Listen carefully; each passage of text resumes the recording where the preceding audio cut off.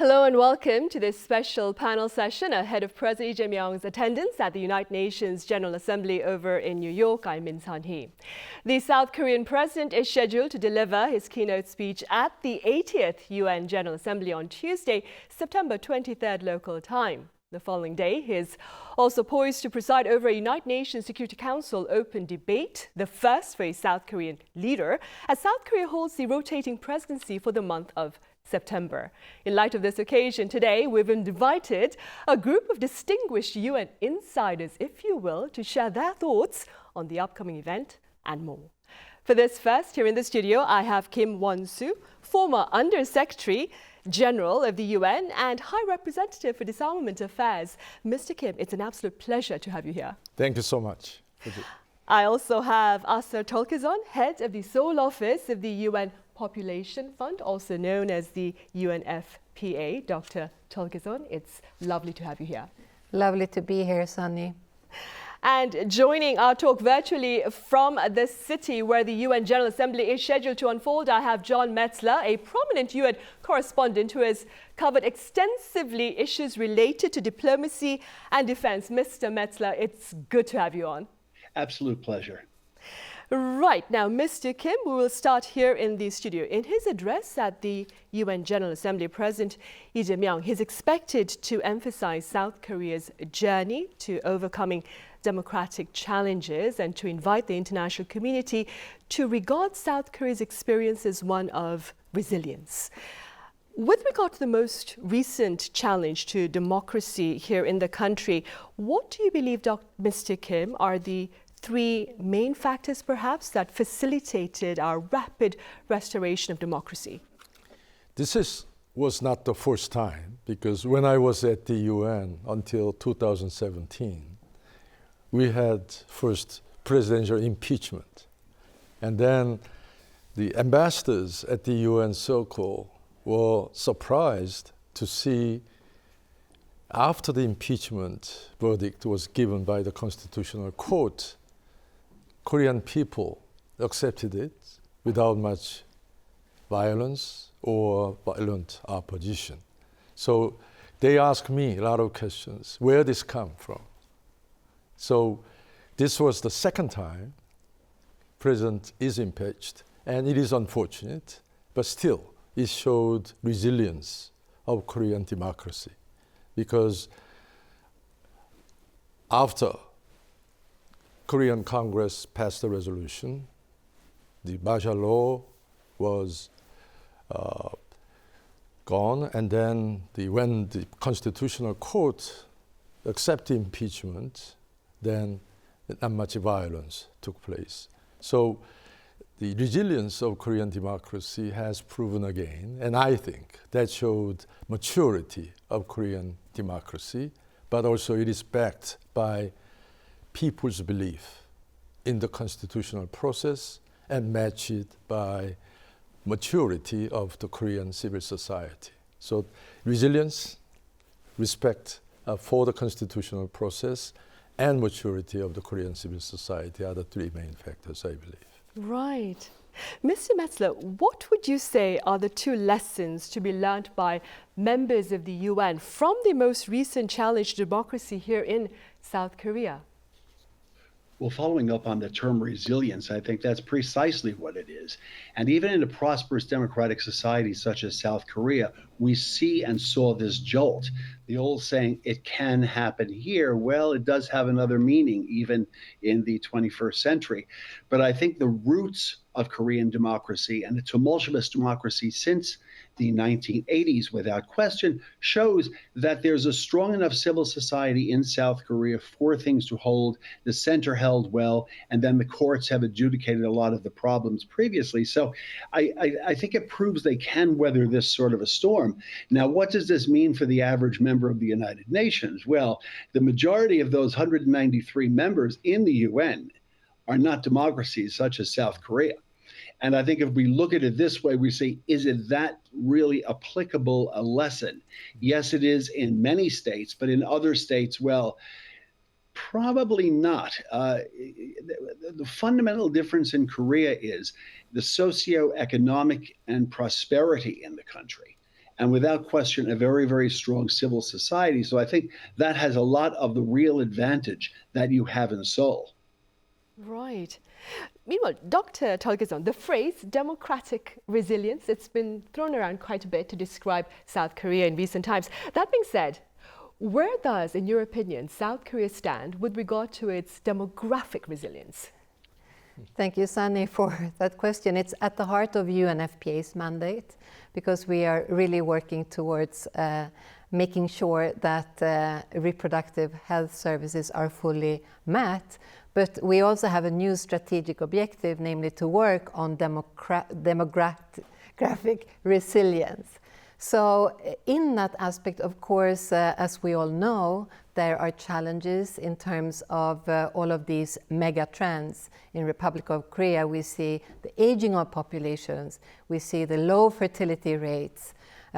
So these are challenges that we can see the administrations are also very concerned about addressing in different ways. And for UNFPA, we stand here and we are ready to partner to make sure that we can both learn from Republic of Korea, because many other countries are now also following in this suit and seeing similar tendencies. And so what kind of societies, what kind of economies are needed to confront these types of new realities that are unfolding? It's a little bit unprecedented in this day and time.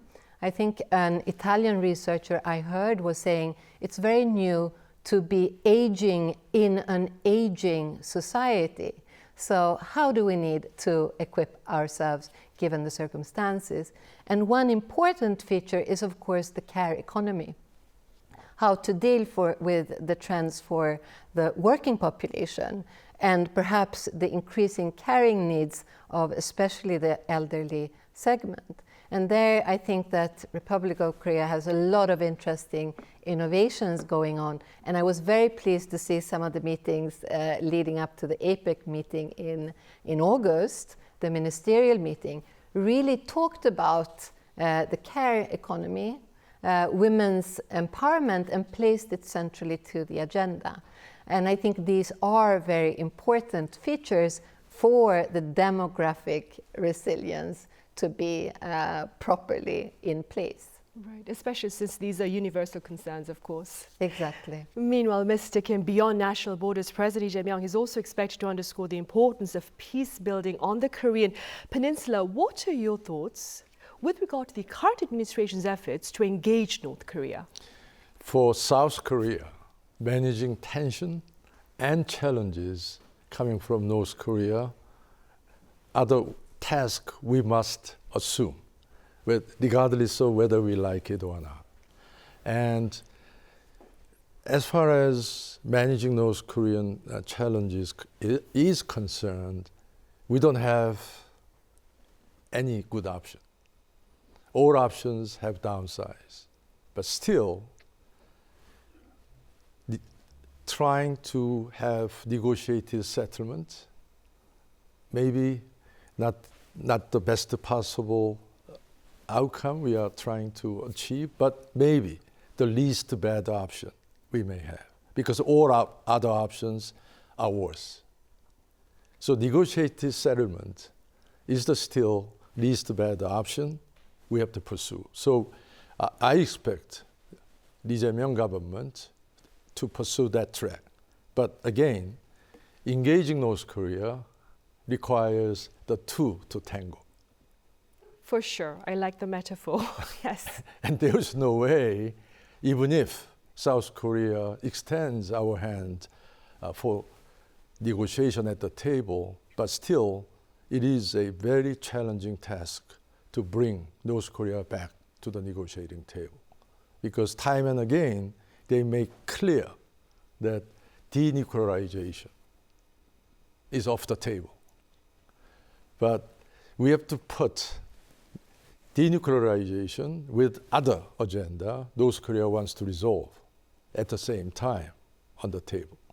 Because unless we put all the issues, all the challenges on the table, there will be no way both sides to sit at the table and try to find a negotiated outcome mutually acceptable to each other. So it will be very hard, but still, that's the best possible course we have to continue to seek. Right. It is a daunting task, especially given North Korea's current relationship with Russia. Mr. Metzler, you're also the author of the book Divided Dynamism, The Diplomacy of Separated Nations, Germany, Korea, China. Based on your past research for that book and, of course, your present observations, what do you believe are the prospects of denuclearization on the Korean Peninsula, which was mentioned by Mr. Kim? Well, it's not very easy, I can assure you. A number of American administrations have tried this, and the international community has tried this. At the end of the day, North Korea still remains a clear and present danger, not only to the Republic of Korea, but as importantly to the whole East Asian region. And there's no question about this. And one can go on and talking about the denuclearization, but at the end of the day, it just seems frozen, and it is. And how we get from here to there, you know, the nuclear non-proliferation system obviously hasn't worked. The North Korean regime, well, they don't want a tango, so to speak. So I don't know where we're going to go from here. So it's a very, very complicated issue. And happily, it is not in the focus of this General Assembly, but there are so many other clear and pressing dangers confronting the UN right now. Right, which we will touch upon in a minute. But first, Dr. Tolgason, with regard to the task of peace building on the Korean Peninsula, how might the UN Population Fund contribute to these efforts? Well, Sunny, of course, Republic of Korea is not a program country for our organization. We are operating in countries where the challenges are very pronounced. But what I'm thinking in terms of the demographic resilience that we were talking about, we have seen that when we have the demographic composition in order, we can see a contribution to stable societies and the gender equality component as well to nurture inclusive economies, societies are also building blocks to weave that fabric of ongoing peace building. So I think it is a kind of an ongoing task. We are very inspired by Republic of Korea, who has been leading a lot multilaterally on women, peace and security, which is a very important theme. And every year there is a major gathering here in Seoul to really tap the knowledge on what can be done in terms of women, peace and security, which is very critical and also overlooked by many.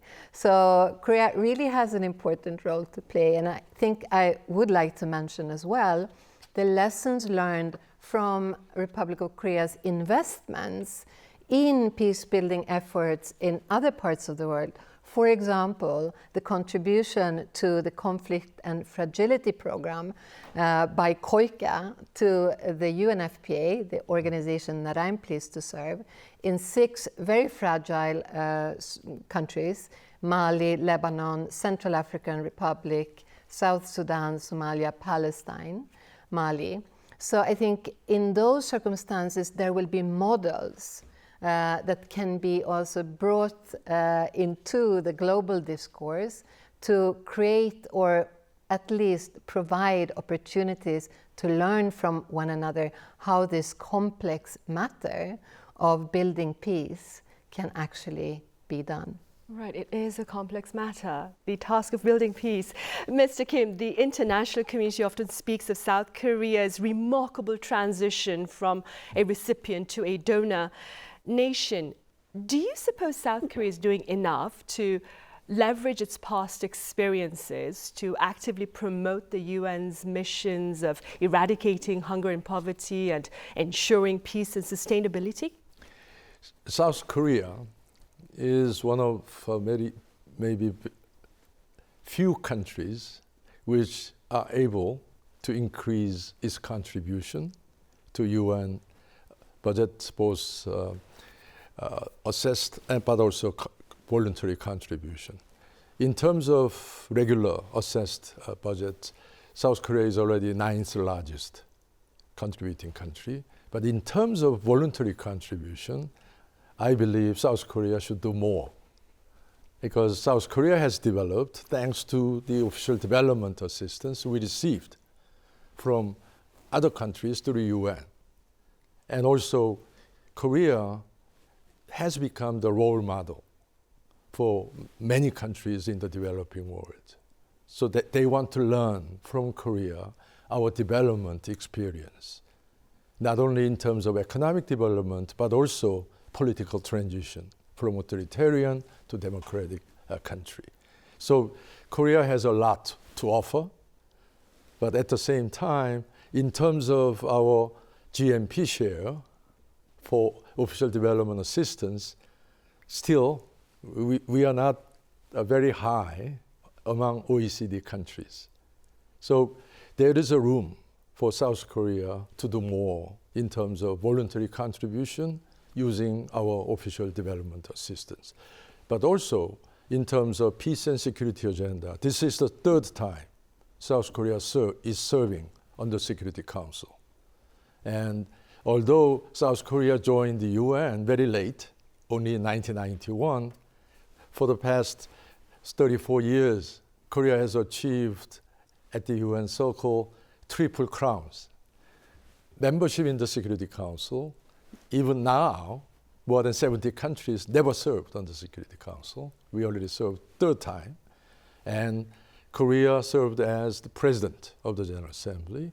And also we produced Secretary General of the United Nations. So we achieved all three crowns in just 15 years' time.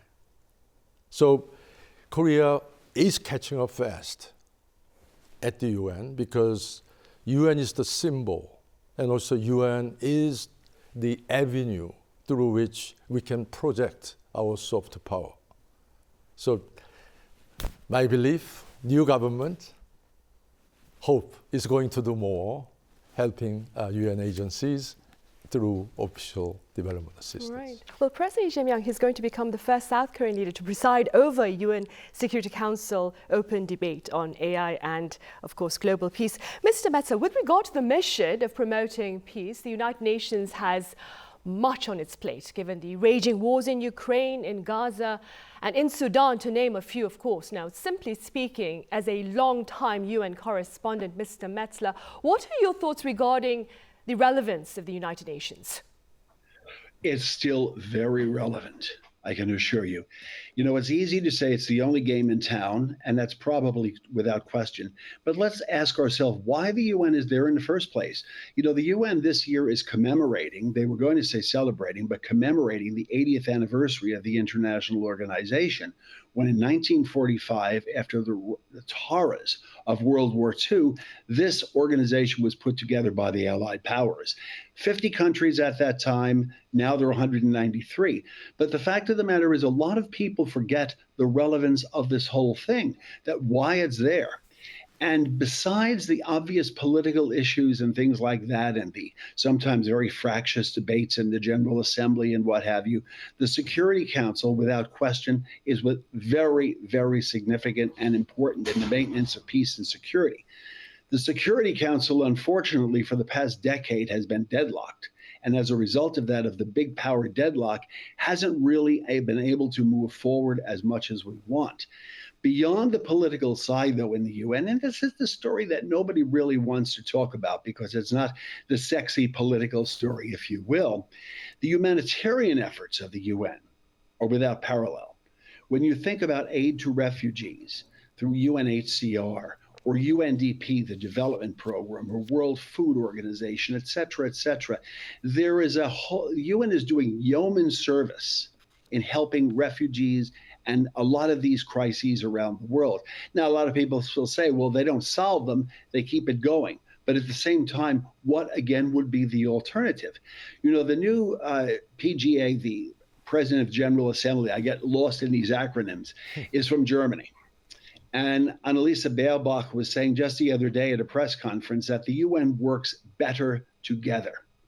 But beyond the better together slogan, which I think is extraordinary because they've got to unite and get serious about unification here, they've got to say, what are we doing in this house that is so important in peacemaking, that's one thing, peace building is another, and also in taking care of millions of refugees. You know, a lot of people have been saying Syria, the problem is now over, thank heavens, in Syria. Well, it is and it isn't. You still have 4 million Syrian refugees outside the country. You still have 7 million Syrians displaced internally within the country, and that's the country that is quasi-solved and at peace. Now, we're not going to talk about Sudan. That's so complicated. But you see what I'm getting at? That the organization is needed. That's the answer. It's certainly needed. And Mr. Kim, speaking within your capacity as a former Under-Secretary General of the UN, I'm going to assume you believe that it's also relevant. Absolutely, to me and to him and to her. But the problem, as he said, the public perception, because of the failure of the Security Council in doing something really relevant on the conflicts, now Russia, Ukraine, Gaza, Israel. So there is a disappointment. But as Mr. Metzler said, UN, whether any critics like it or not, has become the largest global service provider.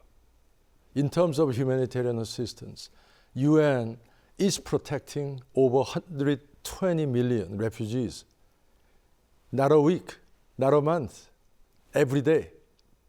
And UN is feeding over 150 million people every day. That's an impressive number. So who else can fill the gap if UN is gone? So it is very clear we must keep the UN until we figure out a better alternative. I don't know how and when better alternative can come, given the eroding global consensus between the global East and global West, between global North and global South. It may be almost impossible to agree on any better multilateral institution than the UN. So until that time comes, we have no other alternative to keep the UN going.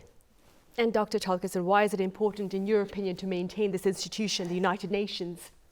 Well, building on the distinguished speakers before me, certainly the world needs more unity, not less. We need more hope, not less. And in all, perhaps, its flaws, the United Nations is still that solution provider. So talking for our mandate, still today and every day, 800 women are dying giving birth, and it could be prevented if we were able to provide the solutions. And I'm just to add, recalling when I was a young girl in Sweden, and I was blessed to come from a country who also had a Secretary General, Dag Hammarskjöld, just as Republic of Korea. The children here have the distinguished Secretary General Ban Ki-moon. So that, of course, has driven me as a beacon of hope from very young ages. And it's quite extraordinary to know that this is a hope that is shared by so many youth around the world. And I can know that when I have been traveling to the remotest corners, I was UNFPA representative in Bangladesh, I served in Thailand, in Malaysia, in many countries in Eastern and Southern Africa, and I've had assignments in 45 countries. But when I come to the most remote places, we are seen as if we are coming to bring hope, that we are coming to bring solutions. So when I think about that, I'm thinking always, who are we actually serving?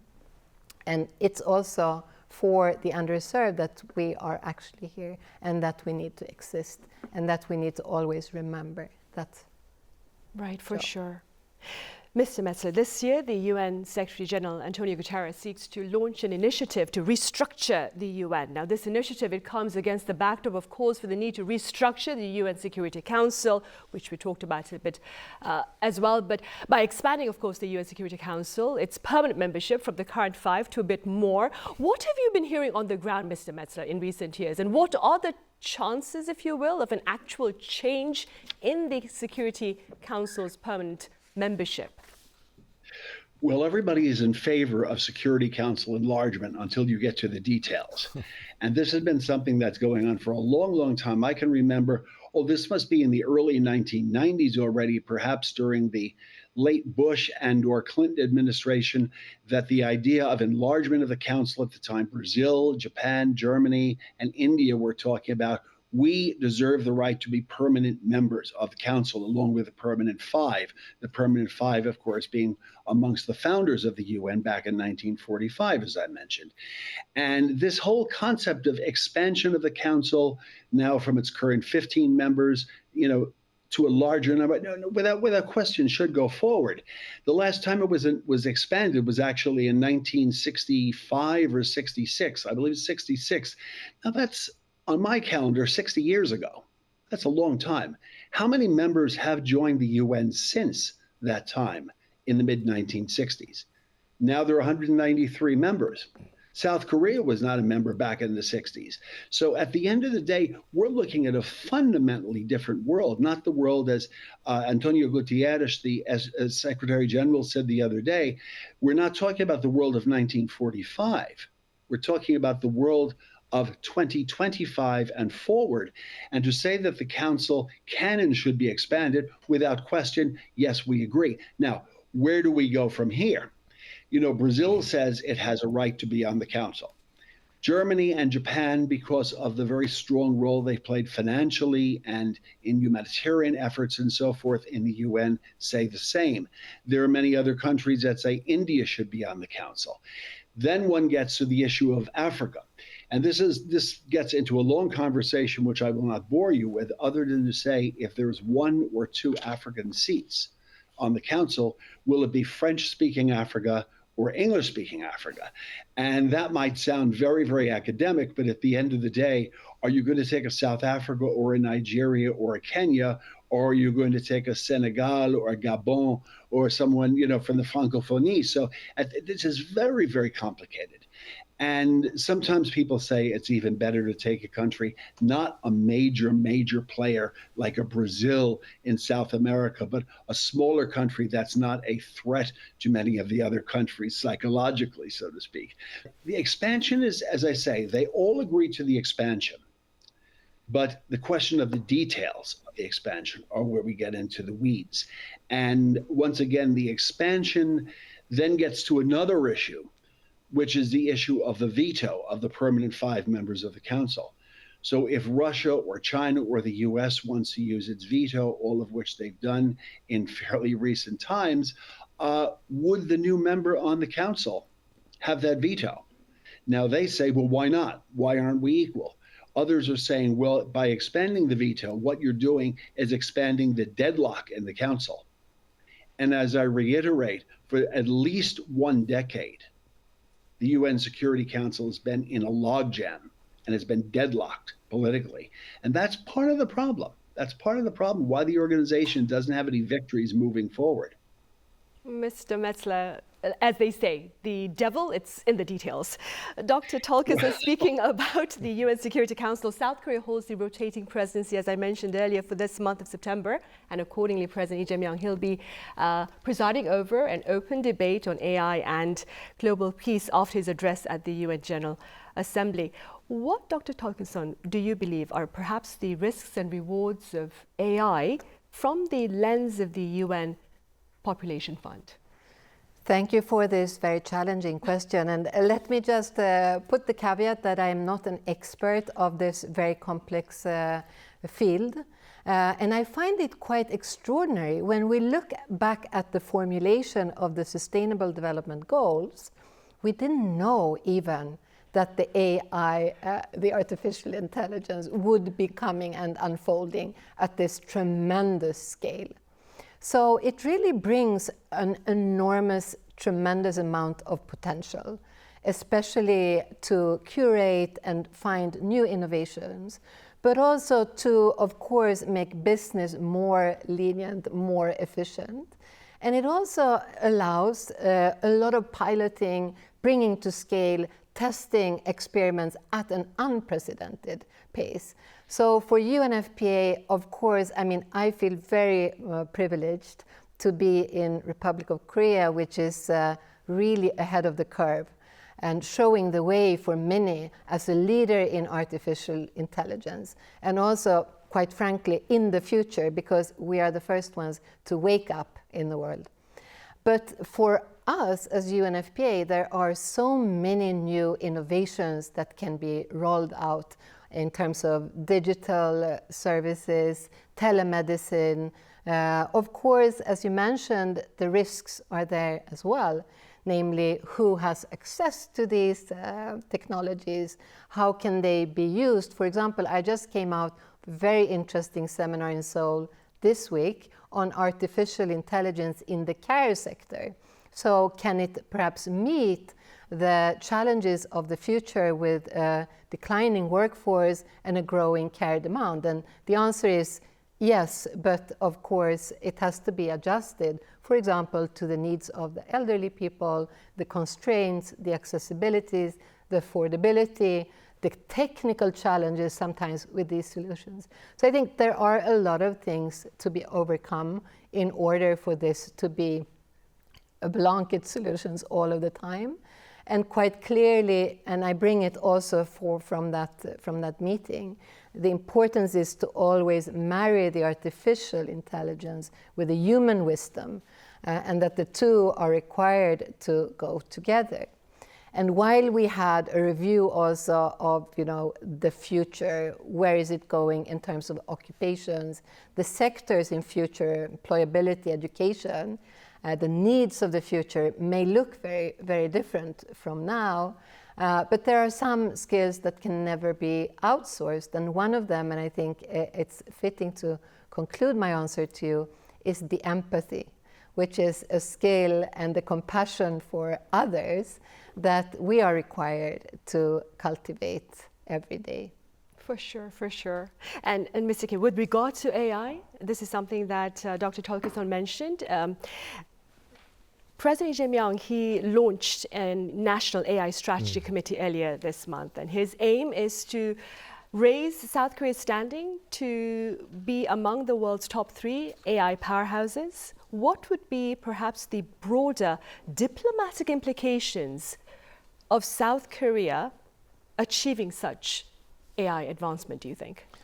First of all, I think there are many countries who are seeking number 3 position in terms of AI, because US and China are far ahead, and there are many other countries lining up well behind. But from technological perspective, it makes a lot of sense to seek to become number 3 in terms of technological capacity. But as Dr. Tolkeson said, AI, like all other state-of-the-art emerging technologies, is a double-edged sword. It can be an enabler, but it can be a spoiler, and it can be even disruptor. It can be misused and by lowering entry barrier to terrorists to acquire weapons of mass destruction, biochemical weapons, for example.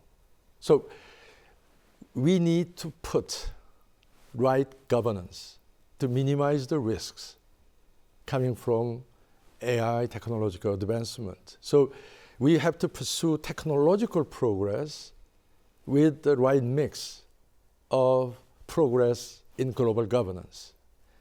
So in that respect, I think approach taken by the Korean government is the right one, because they will Korean government will organize open debate on AI and peace and security. And Korea hosted, they call it responsible AI use in military domains, RIAIM summit last year. And Global Commission of RIAIM, co-led by Korea and the Netherlands, are going to release the report, I think, next week.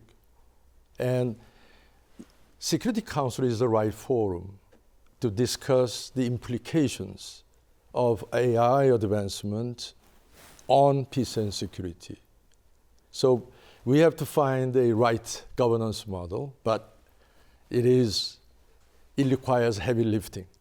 because we have dual structural divides in the international community. Those who have technology and those who have not. Those who have technology want to go with a minimum regulation. Those who don't have, they are more worried about security implications. So they want robust regulation. But also, I think more seriously, we have a divide on values.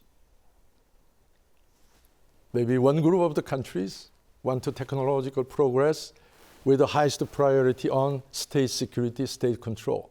Maybe the other group on freedom of expression, privacy. So which value must be given the highest priority? So these divides are not easy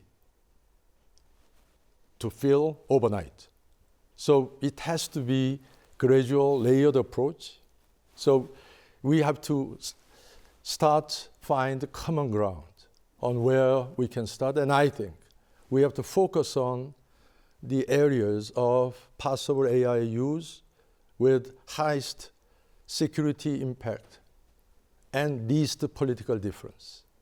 For example, how to manage the risk possibly when we lose the human control in strategic nuclear decision making, and how we can ensure it. So we can start from the area where we have most serious security repercussions and the least political difference, and then gradually build the confidence and moving toward more difficult issues later on. So that's why I believe the initiative taken by the Korean government will get a lot of support from member states so that we can move forward that agenda. Right. Well, the current government has spoken about the importance of using AI as a force of good. Mr. Metzler, talking about South Korea, the Lee Jae-myung administration has been in office for over 3 months now. Based on what you may have encountered in the media, Mr. Metzler, what is your assessment of the new South Korean administration's foreign policy? Well, it's probably too early to tell right now. I think one of the real questions coming up, certainly on the bilateral issue within Asia, I should say, would be, of course, relations with North Korea and trying to smooth over the ties between the two countries. Beyond that, looking in the UN forum, I would say without question, the AI is going to be very, very big because South Korea is a technological giant, let's be frank. And as a result of that, managing both AI in terms of the human side as well as the technological side is something Korea probably can do in a very, very special way that many other countries, even on the Security Council now, can't. You know, South Korea is ending its very successful, I might say, 2-year tenure on the Security Council. But having this imprint and having this opportunity to say something about AI, that's a very significant thing to do. The other is probably maybe getting some movement in the glacial relations between North and South Korea. And we know that Pyongyang is not interested in that, but you never know. Suddenly something can change. And then, of course, going the next step and saying, what could South Korea do in the future about helping a place like Ukraine, should there be the long-awaited ceasefire? And I don't think that's happening anytime soon, but helping helping Ukraine rebuild, et cetera, that's going to be a major challenge for the international community. So things like that. South Korea has excelled in soft power. And step by step, I think AI is going to be one of the important things to do, but you've also got to sort things out, so to speak, in your own neighborhood on the Korean Peninsula. Right, of course. Mr. Kim, staying with foreign policy, beyond the official UN agenda, global leaders also engage in bilateral talks on the margins of the multilateral gathering. I've read an article written by you for the local media here in South Korea, and you talk about how in summit diplomacy, optics often matter more than substance. Would this be the case on the sidelines of the multilateral UN summit for President Lee Jae-myung as he sits down with his global partners? Absolutely, because UN is the venue for sort of diplomatic Olympics. So all member states come and also they compete for attention. and they compete for their agenda, trying to put higher priority on the agenda close to their heart. And Korea has many agenda, let alone challenges on the Korean Peninsula, but also other challenges we have. So UN is the venue. We can try not only bilaterals, but also trilateral, quadrilateral, minilateral, plurilateral, depending on the issue domains we care for. So we can identify countries who can come to us and form a sort of coalition of the willing, able, maybe and free to come up with a common strategy and influence other partners. And why not having trilateral between Korea, Japan, Australia, trilateral between Korea, Japan, Canada, or maybe between 4, or even European allies of the US. Because we have a lot of issues, not only towards the other side of the world, but also even inside the alliance. Maybe we have to manage together the risks coming from the uncertainty of Trump administration as well. So UN provides a optimal venue for diplomacy, bilateral, minilateral, plurilateral, and multilateral. And I hope Korean government will make the best use of that opportunity. Right, of course, to turn it into a productive platform. Mr. Metzler, I wonder, where do your expectations stand with regard to this year's UN General Assembly? Well, getting through it is one. As I say, it was going to be a gala, but there's an awful lot of gloom as a result of what's going on internationally, especially in Ukraine and Gaza, et cetera, et cetera. Can there be a win? And everybody's saying, is there one thing where there can be a win? The other day, Secretary General Antonio Guterres had mentioned the UN General Assembly is the global the World Cup of global diplomacy. And with the soccer or football, if you will, allusion, what does that mean? Well, it means everybody's there. Everybody's come together in one place under one roof. And as Mr. Kim is saying, the bilaterals and the multilaterals, especially the bilaterals on the sideline, are very, very important, where countries who normally don't speak to each other sometimes just do, and sometimes just do by chance. It's not always a large scheme worked out in a foreign ministry somewhere, but it's just by chance.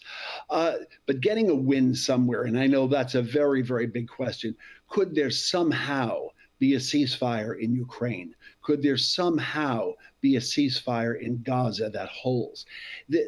A win like that would begin to change the atmosphere. It wouldn't change the UN's perception globally. It would begin to change the atmosphere, which, as I say, this year, the 80th anniversary, has gone from what everybody had expected to be a gala into a very, very gloomy and introspective sort of, yes, a commemoration, but nobody is really, it's gloomy, putting it quite frankly. And it shouldn't be that way. It should be a celebration. But it isn't.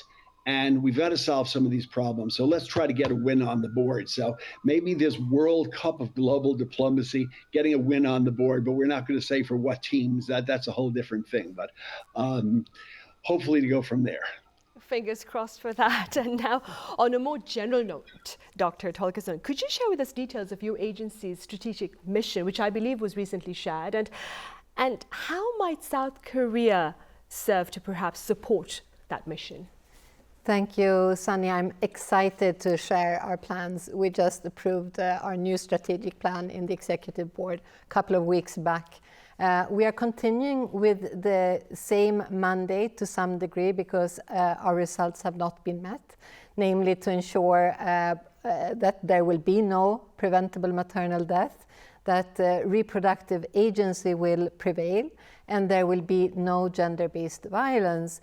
And that we will mitigate the impacts of these and prevent them in development and humanitarian settings. But this year we actually added an outcome, which is on demographic resilience.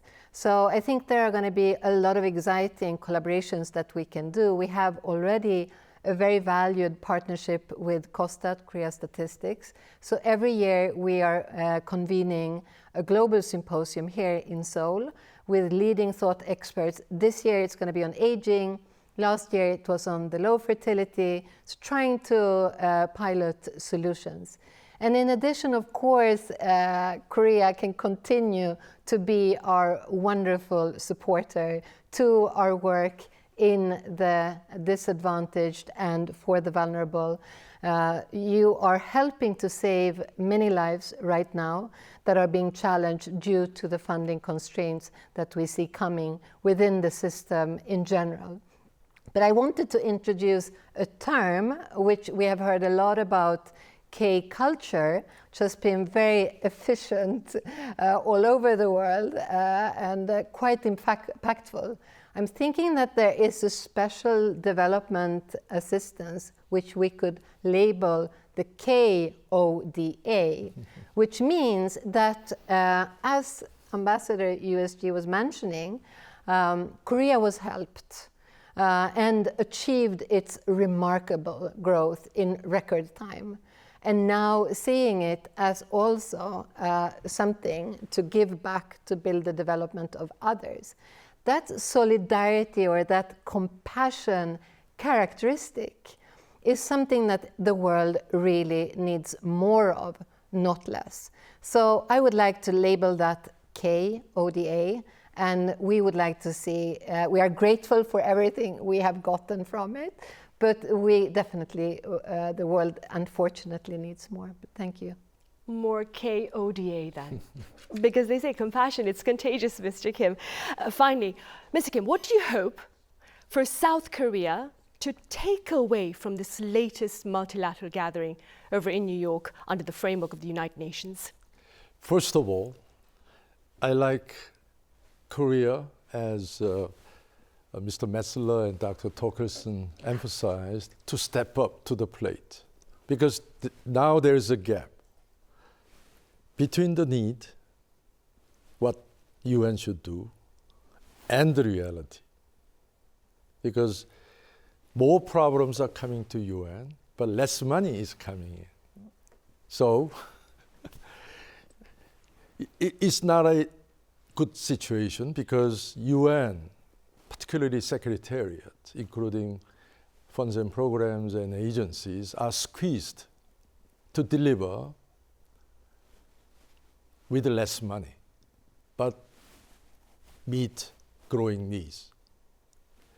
Number of refugees is growing because conflicts are not being resolved, but new conflicts are adding up. So when I first joined UN, 2007, it is 18 years ago, number of refugees was around only over 20 million, but it now 6 times more. And I look at the number last October, it was 80 million, less than a year, it ballooned, 120 million. So problems are piling up, but financial resources are not coming in. So I hope Korea can work with like-minded countries who value the United Nations as the hub and symbol of multilateralism to lead revitalization of the UN. Because UN 80 should be used as an occasion to revitalize, not see the mood at the UN so gloomy. So I hope Korea can play a bridging role between the global East and West and between global North and South, because Korea is maybe one of the very few countries which rose from global South to global North, and now even maybe, whether we like to be called the other way, we are part of the global West with a mature democracy. So we are in a best position to play a bridging role to strengthen global consensus and also fill the gap in the global leadership. Right, and on that hopeful note, we will end today's talk. Mr. Kim, it has been an absolute pleasure having you here. Thank you so so much for your insights. Dr. Tolkeson, the KODA, we will hope it's going to be a program that's launched soon. Thank you so much for your time. Thank you. And Mr. Metzler over in New York, thank you so much for making time to join us live at this hour, and very good luck with the coverage of the UN events that are going to take place soon. Thank you so much for making time today. And thank you, Sunny. Right, that brings us to the end of this special panel session with our group of distinguished guests ahead of President Lee Jae-myung's address at the United Nations General Assembly in New York. Thank you for watching.